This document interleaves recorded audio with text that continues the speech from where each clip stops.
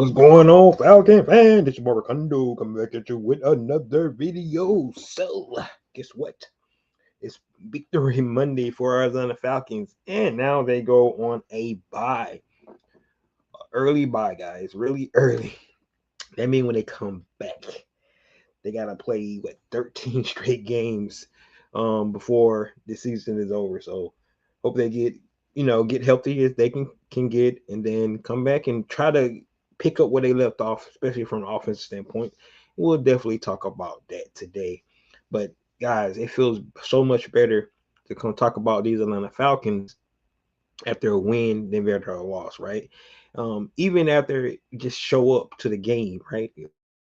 Unlike they did the week the Carolina Panthers. But Victory Monday, and the question is, what did we learn from these first four games of the season for the Atlanta Falcons?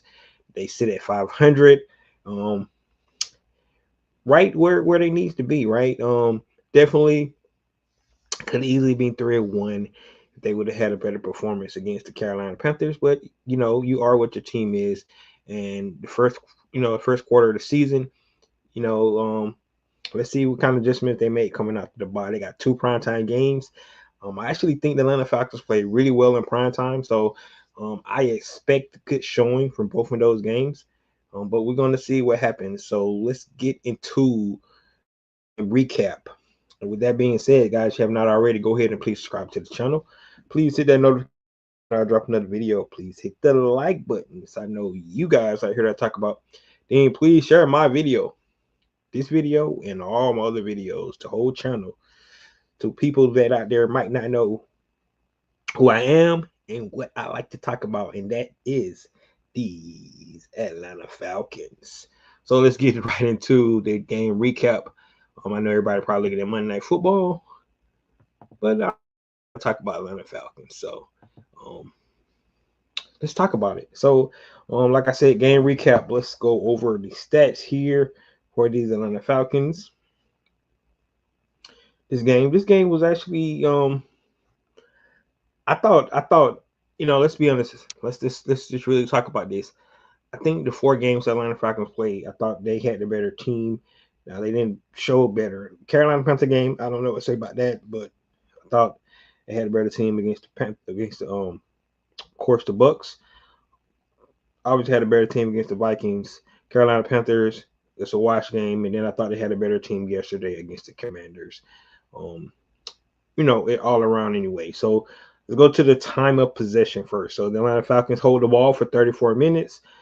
The Washington Commanders hold the ball for 25.4. All right.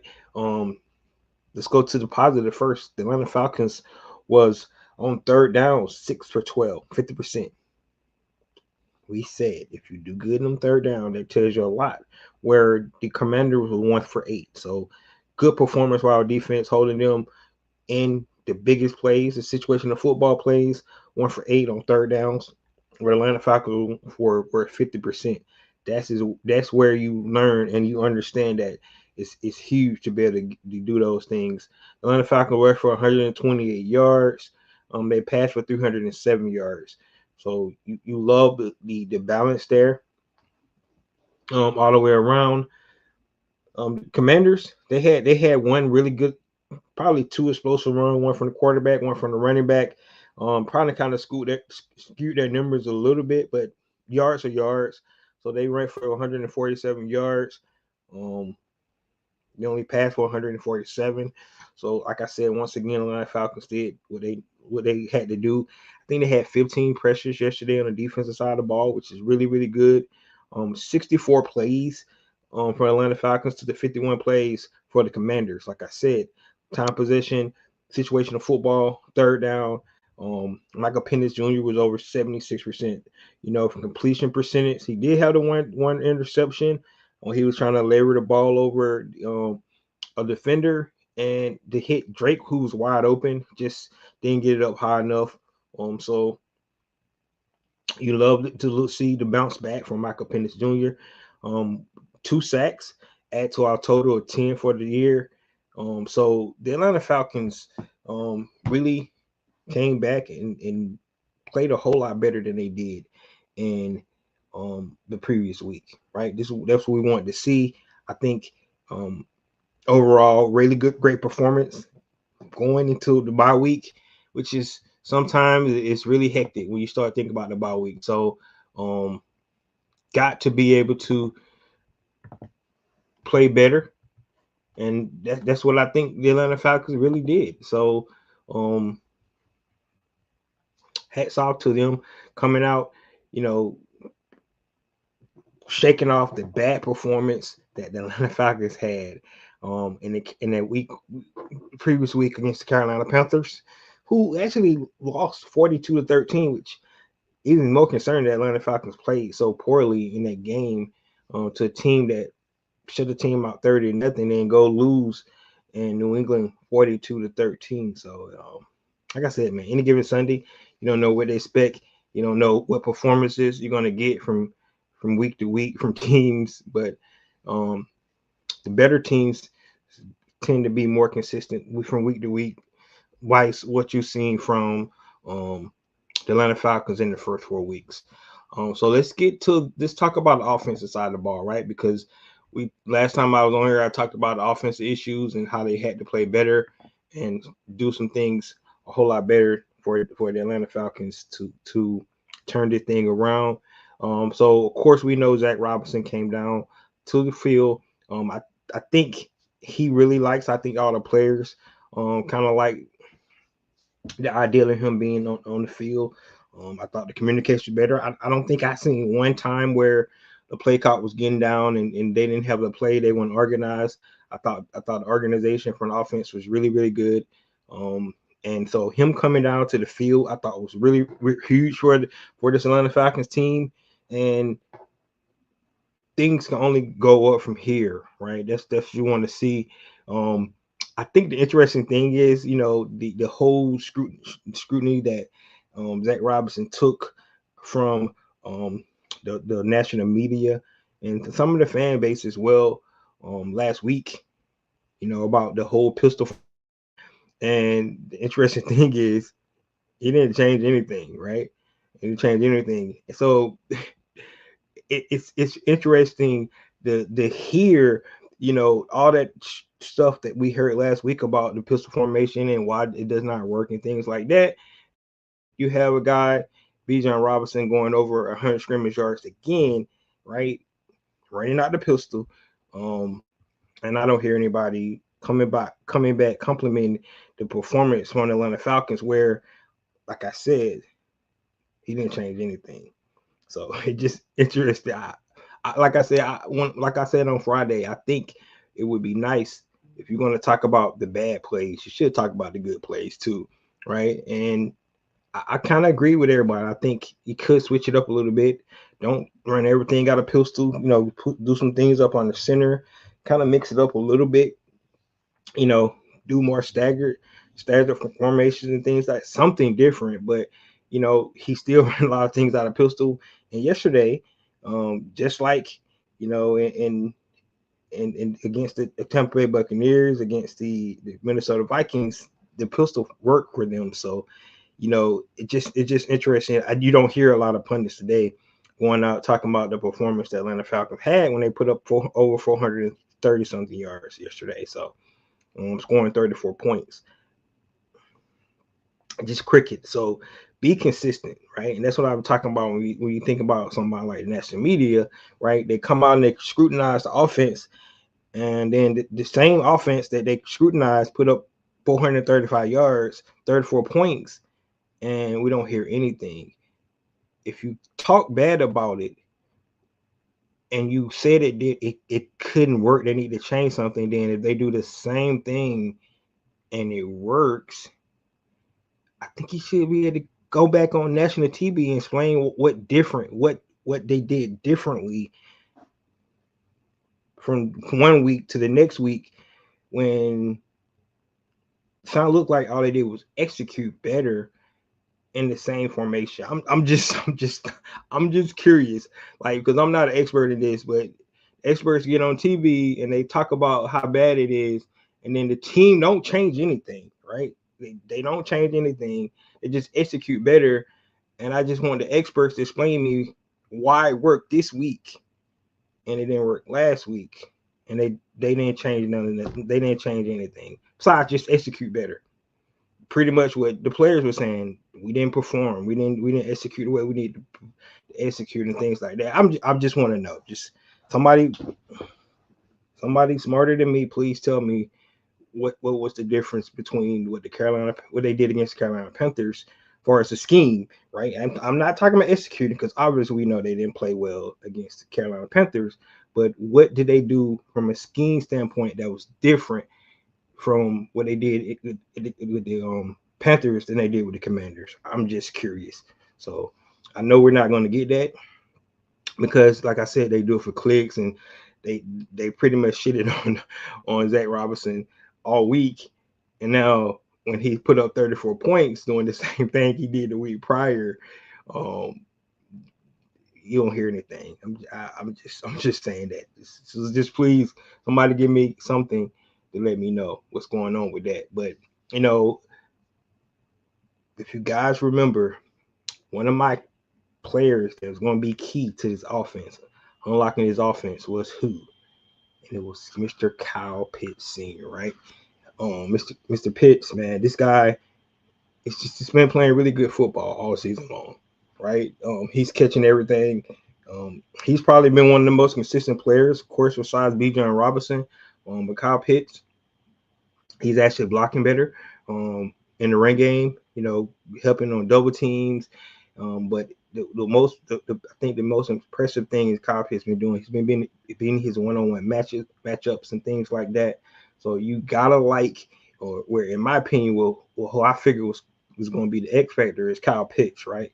So that's one of the bright spots. And if you look at what Kyle Pitts, Drake London, Bijan Robinson, and Michael Penix, all top 10 picks, right? They put on a show yesterday, and that's really good to see, right? You look at those guys because all those guys are Atlanta Falcons draft picks, Terry Fontenot draft classes, top 10 picks, and they all looked good yesterday, right? Kyle Pitts, touchdown, over 70 yards. Bijan Robinson, like I said, over 100, 140 something, 50 something yards. I think it was 60 something yards, right? Yeah. I think over 60 something yards from scrimmage. Drake London, 110 yards. Michael Penix Jr., over 300 yards. So, like you look at Michael Penix, he had a career day. Bijan Robinson, like I said, 4 straight games, 100 yards over scrimmage. Drake London finally had his coming out party. So you love to see that, right? I think to even unlock this offense more, though, what you want to be able to see is Darnell Mooney get on track. Now, he did go out with a hamstring injury. We'll see how that fares with him. I think real good is the sign is the bye week is up, so he got pretty much 2 weeks to kind of get that hamstring right. Hopefully, it is not nothing that's really serious. If it is serious, 2 weeks is not going to be enough.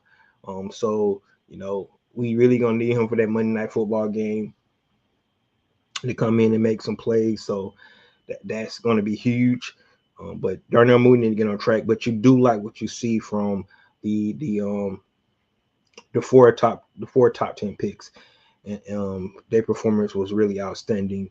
We haven't heard anything about Elijah Wilkinson, right? We know we lost Caleb McGarry for the season. Elijah Wilkinson came in. According to Raheem Morris, he had his best game of the year. And the run game has been really good. So I know Caleb McGarry, one of the best run blockers, in the NFL. But right now, it's not stopping the Atlanta Falcons run game because those guys are so in sync, right? He does have Chris Lindstrom, all pro, right beside him. So definitely think that helps a lot. But from an offensive standpoint, I think that the Atlanta Falcons is killing it right now. The only thing they need to do is what Matthew Bergeron talked about today was consistency. You got to start putting games together, consistent games together, right? You can have a one good game, one bad game, one good game, one bad game. Or in this instance, they had a bad game, good game, bad game, good game, right? And it's tied to wins and losses, right? So they got to be more consistent. The two bad games that the Atlanta Falcons had, offensive line probably didn't play that well, right? Of course, Carolina Panthers, nobody played well, but the offensive line didn't play well against the Bucks. Couldn't get the running game going, and they was really pissed off about it. They came out and they put a way better performance on Sunday Night Football against the Minnesota Vikings. You know, the team ran over 218 yards, right? Come out the next week, nobody played well, including the offensive line, and they got shut out, right? This week, they played really, really well. Michael Penix Jr. got sacked probably one time. The pass rush was non-existent for the Commanders for the most part. And that's how he was able to start to get some of those deep balls down the field. He was really, really good for that as well. Something we hadn't seen all season for Michael Penix Jr. being able to stretch the defense out a little bit. So you love to see this team start to be more consistent, right? They got two big games coming up right after the bye. Monday Night Football, a game against the Buffalo Bills. Then they fly out to San Francisco for a Sunday Night Football game. So we'll definitely get to learn a lot about this team in the next 2 weeks after the bye. See can they compete some of the best teams in the league. We know Kyle Shanahan, one of the best play callers in the league right now. So the defense really going to be tested. We got Robert Saleh there coming back. You know, Jeff Ulbrich. So they kind of mirror each other a little bit. We're going to see how those defenses are going to go against each other, and it's going to be really interesting to see when these guys line up on Sunday Night Football. Well, first thing first, they got to get past Josh Allen and you know the reigning league MVP, right? That's going to be huge on Monday Night Football. But from an offense standpoint, guys, I agree with Matthew Bergeron. Really need to start being more consistent. And if we see more consistent play from the offensive side of the ball, we're really going to be really, really happy from this team, right? Let's talk about the defense. What we've seen from this game from a defense standpoint. And the defense was okay, right? I think they missed a couple of tackles. One led to an explosive run. Still really concerning about, the quarterback scrambles, right? I think the Atlanta Falcons need to deploy somewhat of a spy a little bit because it's hurting out these quarterbacks, and we play a lot of running quarterbacks. So we're gonna have to nip this in the bud, right? We got kind of hurt from Baker Mayfield. Of course, 3 third downs that he was able to convert. We only got hurt one day yesterday from Marcus Mariota. I thought Bryce Young really got after us. We was able to contain JJ McCarthy. I think he got out as well on one run, but for the most part, we was able to contain him.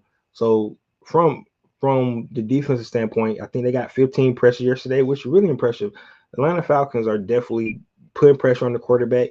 They need to start finishing more, right? They did get 2 sacks yesterday, but I think, you want to be able to start to finish on some of those pressures that you get because you get so many pressures on the quarterback.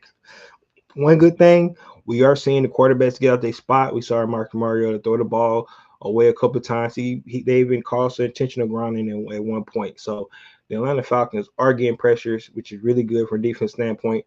Like I said, one thing that we have to do, make sure we tackle. We did give up an explosive play, not being able to tackle on one play because he got out of there and then they had to play catch up, right? Can't have explosive run plays. That really kills the momentum in games. And then the secondary still, I'm not really impressed with the secondary. I feel like they're there, but they're just not making enough plays. Tips off to Jesse Bates and Xavier Ward. They're really playing really, really well. Divine Diablo and Caden Ellis is playing lights out, both of those guys. So you love to see what you see from some of the guys on the team. But as a whole, I still think there's room for improvement. Now AJ Terrell coming back, it really helped them play the way they want to play. Hopefully he'll be back after the bye. Right, you don't know what grade hamstring he had. You know, if it was really really bad, he might not be back by week 6 going into the Monday Night Football game. But if it was a minor, right, they just want to be precautious and sit him out these last 2 games and then have another extra week, for the bye and then going into the next. So that's really like a month out from playing football, and that'll be really good for AJ Terrell. So let's see if he comes back. But for the most part, I think the defense has been playing really really good. Just explosive plays. Like we gave up a 24-yard touchdown. I think it's like 4th and 3, right? Those are kind of plays you can't have, right? 4th and 3. If you get a first down, that's one thing, but giving up a touchdown is not good, right? Don't want to pick on our 2 cornerbacks that we had out there, but I kind of thought they got kind of exposed just a little bit yesterday, Mike Hughes and D. Alford. But we have to see better performance from both of those guys. Didn't like what I saw from them, but overall, I think the defense is really, really playing well, and you have to like what you see from Jeff Ulbrich. I mean, at the first 4 games of the season, I don't think a lot of people expected that the defense would be where it's at right now. To put things in perspective, right before the bye last year, Atlanta Falcons had 10 sacks. That's all they had. 10 sacks last year, right before the bye. This year, they already got 10 sacks. And it's just week 4. So you put that in perspective. You kind of impressed what you see from this defense, right? And they only gonna get better because the more they understand what Jeff wants, and the guys understand more what their role is, and to find out how they supposed to play with each other, it's only going to get better, right? If you look at an example of that, Dick Fangio, what he did with the Philadelphia Eagles, the first part of the season, and how they looked towards the end, right? They got a whole lot better because he learned how to use his guys. The guys learned how to play with each other, and they really, really start to play really well. Same thing to be said by a team by the Baltimore Ravens as well. The way they looked last year, started the season, and then they look better towards the end. This year, you see they looking bad again. We'll see what happens with that, but teams do get better over time. I know the Dallas Cowboys with Eberflus think hopefully they get better, because they suck right now as well. So it's a couple of teams that defense is like behind right now their offense, and it seems like the Atlanta Falcons kind of reversed in that. It seems like the defense is kind of ahead of the offense, which from a Falcon fan standpoint, kind of like that because we expected offense to be really good, and we didn't know what to get out of defense. So the defense ahead of offense because you expect the offense to start picking up. Like I said, consistency. The offense start doing that, but the fact that the defense is where it's at right now is really good, man. Now, so I don't have a lot of complaints about defense. You love the pressures. You love them getting the quarterback spot. You just want to see it start to finish. Get to the quarterback, create script sacks, create more turnovers, be really still continue to be good in situational football, red zones, third downs, things like that. So that's what you want to see. I seen a stat yesterday. The Atlanta Falcons defense only gave up 10 points in the first half of games so far this season. That's impressive. That's really impressive. So, even though we gave up, in the second half against Panthers. So, I don't know how impressive it is, but at the same time, hey, you gotta live with some good things. You love the game plans that they're coming out with. All right, let's talk about special teams. Parker Romo, he really bounced back yesterday. Making all his field goals that he made had that he took, which is really good. right? Special teams still got some leaky coverage on the return game, especially kickoff return. The new kickoff rule is becoming to be a really interesting play in the NFL. Um, some of these guys are starting to master it. They kind of understand what they need to do. So for everybody to understand what's been happening with this little knuckleball, right? It's a landing zone that you have to kick into, but if you kick in a landing zone and time it right, where the player has to catch the ball in the end zone after it hits the ground in the landing zone, it's a touchback. Touchbacks come to the 20-yard line if it goes into the end zone after hitting the landing zone, right?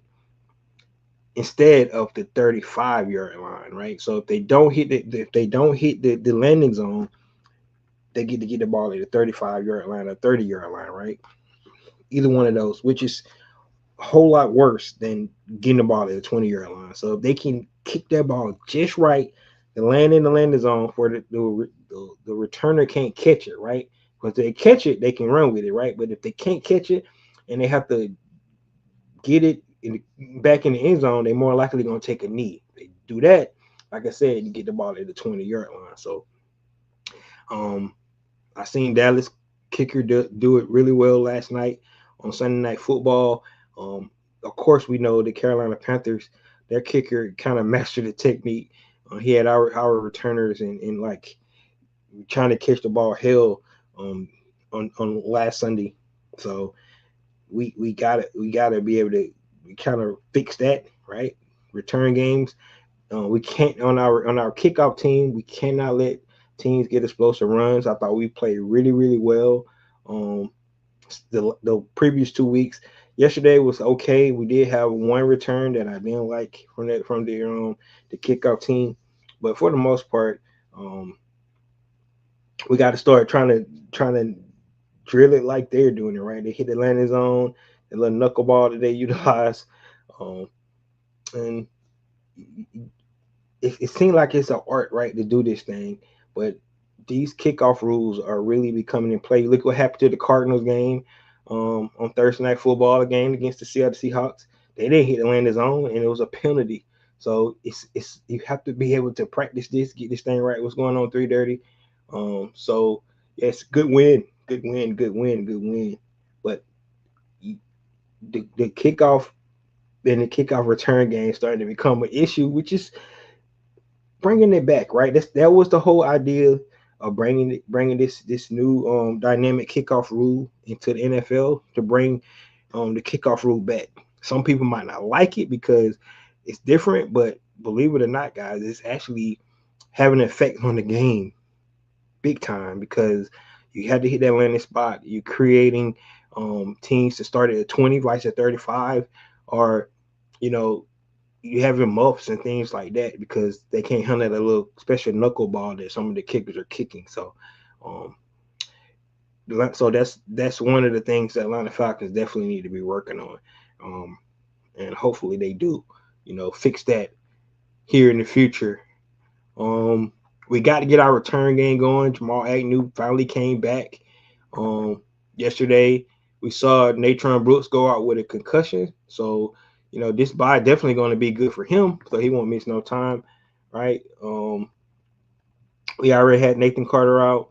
Um, Ray McLeod went back there and started return. He actually had a pretty good return as well. So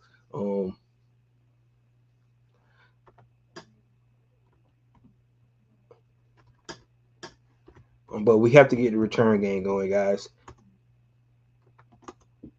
Hopefully they do. If they get the return game going on, that's going to help the special teams. Last year we got some big plays in on special teams. That helped Cardell Hodge be Pro Bowler, right? It seems that Harrison block a kick, so we want our special teams to always make some kind of play, and if they could do that, that's going to be really good. 330 say other teams are evolving. Other teams are evolving to special team system. What do you think is our issue?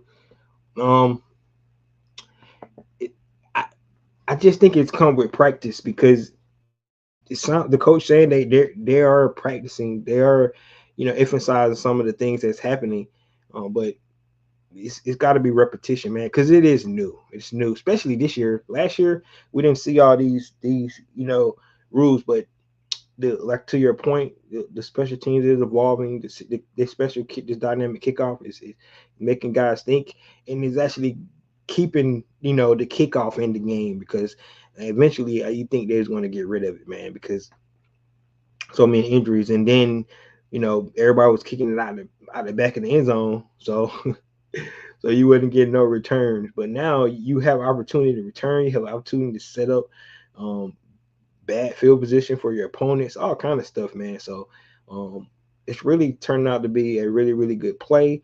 Um, and it's changing games, believe it or not. Like I said, it cost the Cardinals a loss. Um, and it's causing the teams to start at a 20-yard line like the old days because what the knuckleball is doing to some teams. So you like to see it. You like to see it. Now, to your point, hope the Atlanta Falcons can actually work on that and be better here in the future. All right. The last thing we'll talk about today, guy, is some of the things to work on during the bye for this team, right? So one of the things that I think the Atlanta Falcons really need to focus on, and I came out early, I was talking about the pistol, right? And like, they got all the scrutinies about running the pistol, and they didn't change anything, and they scored 34 points. And I still want to see one of the experts come out and explain to me how they didn't change none of their formation schemes. They put up 34 points, same thing they did the week before. And the only thing they probably changed was being able to execute and play better, right? I just want somebody to explain to me, experts out there, what they do different, because you act like it was impossible for them to get their offense going if they stayed in the pistol and stuff like that, and then they come out and score 34 points in the pistol. I'm just curious.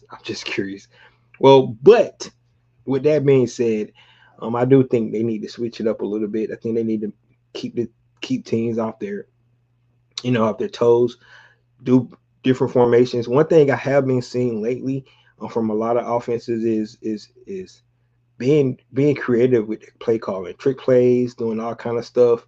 Um, and I think you have to do this because the defenses are good. You got to kind of throw them off their feet, just make them think more, right? Zach Robinson tried to reverse yesterday to Ray McCloud. It didn't go well at all.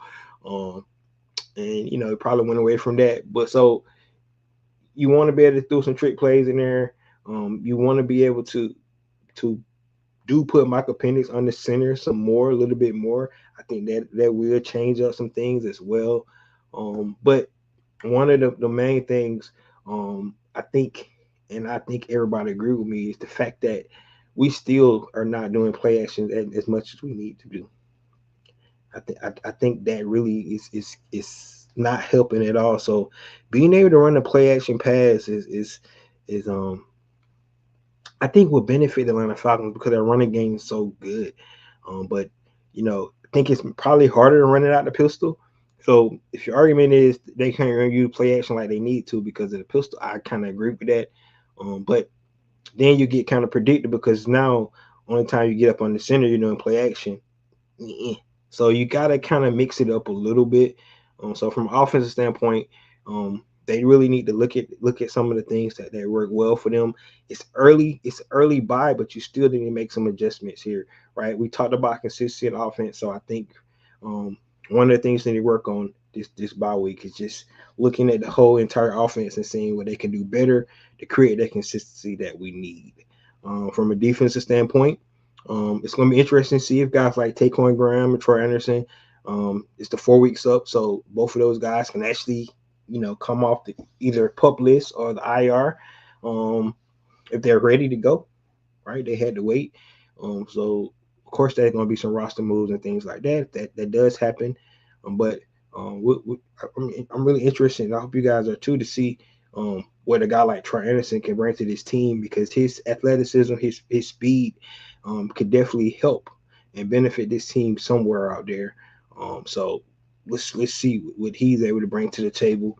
Of course, another body on the defensive line, Taquan Grant would be so. Both of those guys coming back would be huge, right? We don't know status of Braylon Trice, so um, I know Raheem didn't really say it was a season ending, but no, he's on IR as well. So it'll be interesting to see, if we get people back after this fourth week, right? Because now they can be activated off the IR and the pup list. So we'll definitely get to see if they come back, if they're ready to go. But we definitely should get AJ Terrell back.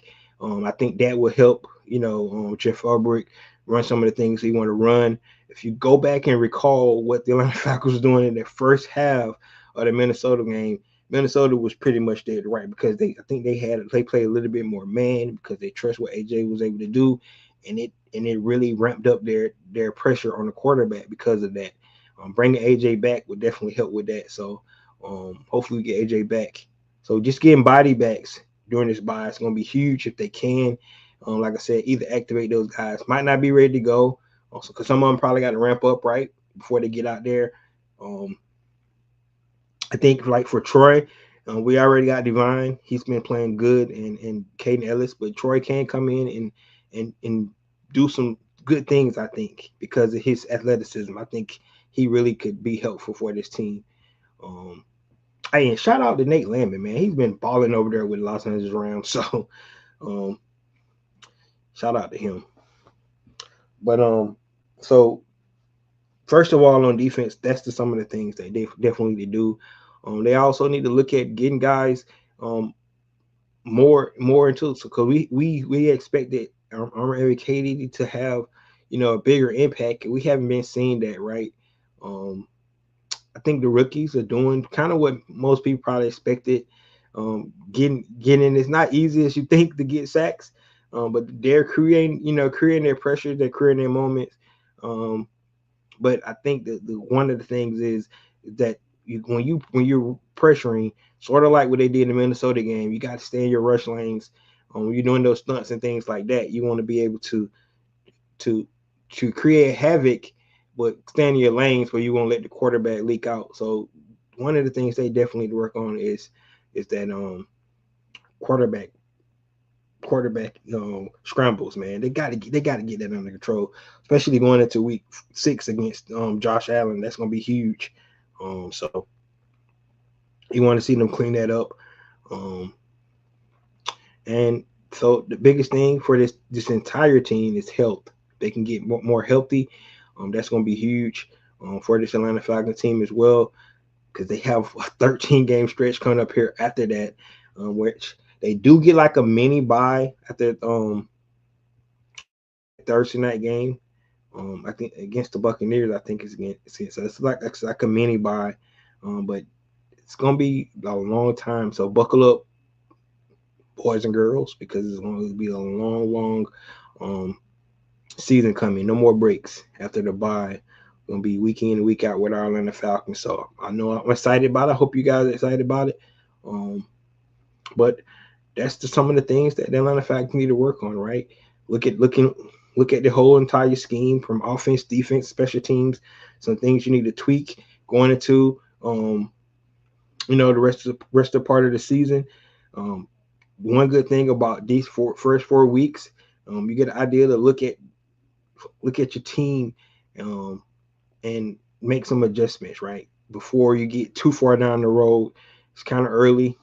A lot of teams do that anyway. The first quarter of the season, they kind of look and see where they're at. Right now, we know Atlanta Falcons is a 500 team. They want to be better than that, though. They got two big. Let's see, can they, um, start to put NFL on notice by playing more consistent football. I think the Atlanta Falcons can play with any team in this league, but the problem is they just haven't shown it consistently on a consistently basis. The next 2 weeks after they come back is going to be for the whole world to see them on display. So let's hope they put the performances, pretty much that performance they put on Minnesota the week prior. If we can see that, that'd be really something special. So guys, know what you think about the Atlanta Falcons' performance yesterday against Tampa Bay Buccaneers. Like I said, Victory Monday. We love Victory Mondays, man. You make your week feel a whole lot better. Um, guess what, guys? Basketball season come back too. This is the best part about this time of the year. Football, basketball, you love to see it, man. Fall Classic, the playoffs, baseball. Even though my Braves not in it this year, college football. Kirby Smart still can't beat Alabama. I don't know what to say about that. But hey, man, this is the best part of the year. So let's get ready, guys. I hope you're excited. I know I am. So let me know what you think about Victory Monday. What are the things that you liked about, the first 4 weeks of the season? Of course, you can let me know some of the things you disliked about the first 4 seasons. And what are some of the things Atlanta Falcons need to definitely work on, become a better team for these next 13 weeks that's coming up here. Um, they'll start getting to hopefully a little easier schedule after the next two games. But be honest with you, none of these games are easy, man. It's ending against Sunday. This goes to show you what the Carolina Panthers did to us, and then they get the break speed off of them the next week. So that's the way the cookie crumbles, man. All right. So that's it, guys. Let me know what you think about the past performance of Atlanta Falcons, and we will see you guys back here um a week from today. This is your boy Ricondo coming back at you with another video. Peace.